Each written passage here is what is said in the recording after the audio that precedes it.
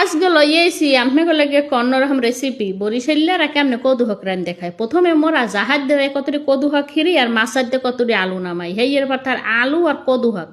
এইরকম কুটে কাটে পানির দেয়, একটু রোহন দিই, একটু পেঁয়াজ দিই, কাঁচামরিচ দিই, একটু হলুদও দিই লগে দিয়ে হেবার আমি হেদ্দ দিই, হেদ্দ টেদ্দ ওইলে তাহার এখন নামাই হেবার আর একটা করে তোর আবার একটু রোহন, একটু পেঁয়াজ আর একটু তেল, হেই আবার সুন্দর হয়ে এরকম টালি লগে একটু শুকনো মরিচ দিই। এরপর টাইলে টুললে তাহলে এরকম একটা কালা কালা হওয়া লাগবে, কালা কালা না হওয়ার লাগে হলে আপনি গেরানটা পাইবেন না, এই গেরানটাই হয়েছে আসল। ঠিক আছে, সেই পর থার এইরকম একখান বুটতে মারা থার একখান ডাইল গুড় নিয়ে লওয়া লাগবে, ডাইল গুড় নিয়ে লই এরপর থার এরকম গুতন লাগবে, গুতাইতে গুতাইতে গুতাইতে গুতাইতে আপনি আলু শাক ওই যে বাগার পানি সব মিলে মিশাই হেলাইবেন, মিলাইয়ে মিশাইয়ে হেই এরপর হবেন কি আপনি এইরকম এখন চুলোর উপরে দেবেন, চুলোর উপরে দিয়ে শেষ ফিনিশিং আর কি, সেই পরে এরকম একটু লাড়া চাড়া দিয়ে ব্যাস রেডি আপনার শাক।